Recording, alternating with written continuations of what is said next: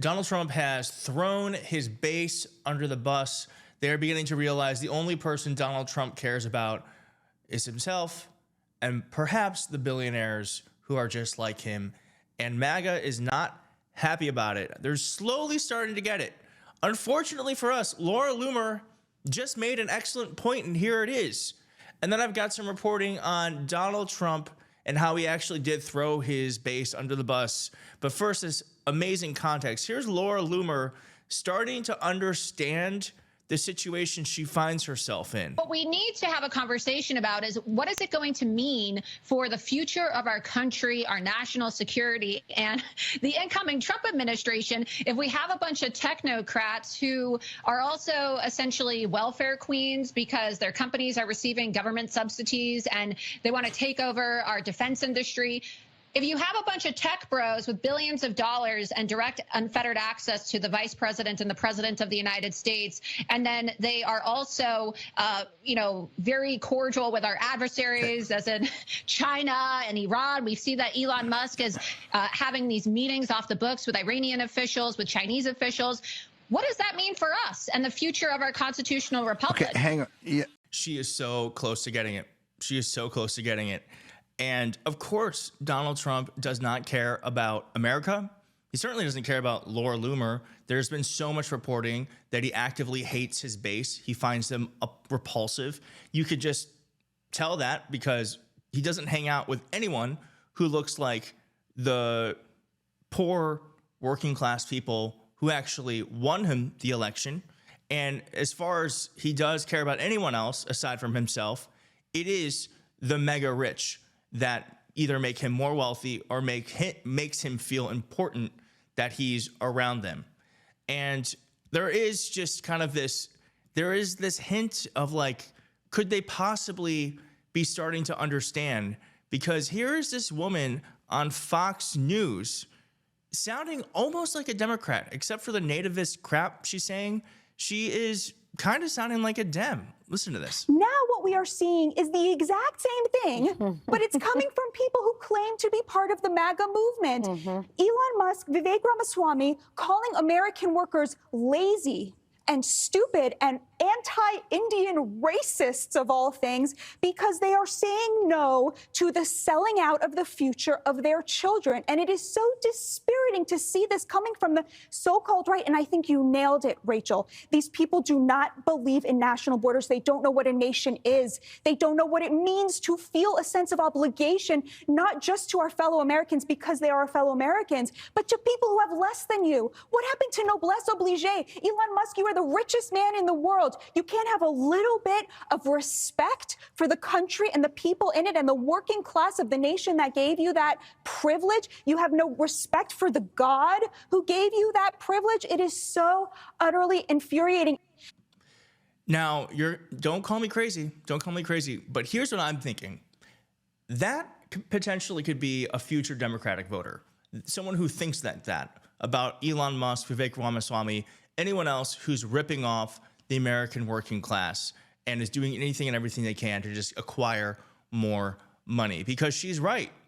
Elon Musk, Jeff Bezos, all of those folks, the only reason why they are interested in Donald Trump is that they feel like they can use him to make more money, get more government contracts, as Laura Loomer said, they are billionaire, quote, welfare queens who use our tax dollars to enrich themselves. That's one of the reasons why Jeff Bezos didn't want to endorse Kamala Harris, because he wanted Donald Trump, if he were to win, to be able to give him government contracts. And so I personally believe that we have to figure this out. Obviously, we're never going to be white nationalists. We're never going to be nativist. We do lift up foreign workers, but there's a tinge of that to me that gives me hope.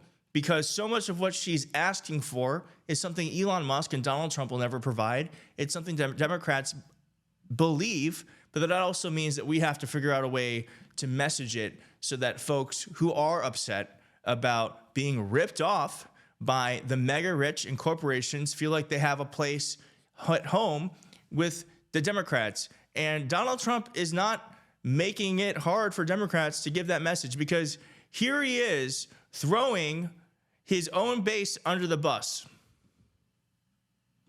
Donald Trump now defends the H-1B visa program, which allows thousands of highly skilled foreign workers to immigrate to the U.S. every year to fill specialized jobs. Trump told the New York Post, quote, "I've always liked the visas. I have always been in favor of the visas. That's why we have them. I've been a believer in H-1B. I have used it many times. It's a great program." It's one of the first signs. Of course, that's how he feels. Because I hate to say it, this lady went nuts the last week on X saying that Donald Trump is for America. He's so against this, and I can't believe Elon Musk is supporting this. It's going against Donald Trump's agenda, blah, blah, blah, blah, blah. And here is Donald Trump siding with the billionaires because he knows that H-1B visas help corporations hire people for less money than they would Americans. Okay?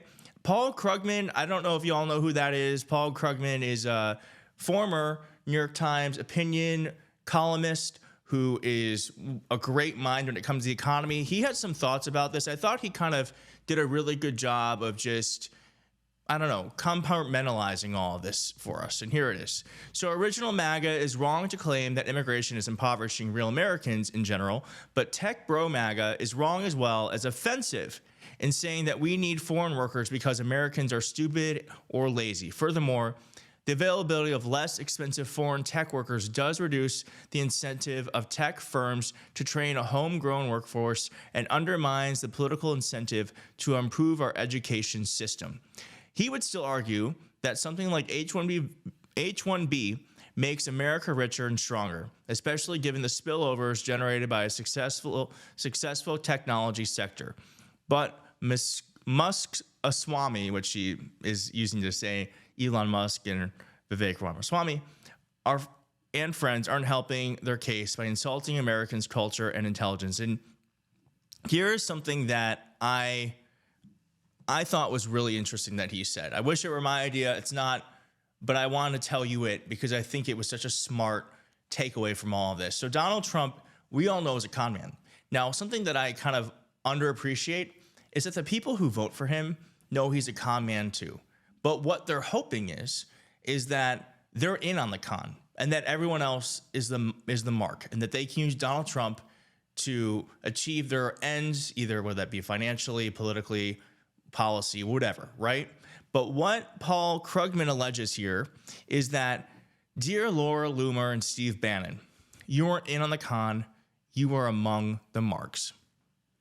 So obviously this is just the beginning. Donald Trump's not even in office yet, but I do feel like this, to me, is more evidence that Democrats need to figure out a way to speak to the American people. And I think a populist message doesn't have to be the full thing, but a populist message about how the billionaires and corporations are ripping us off is something that can appeal to a wide range of Americans.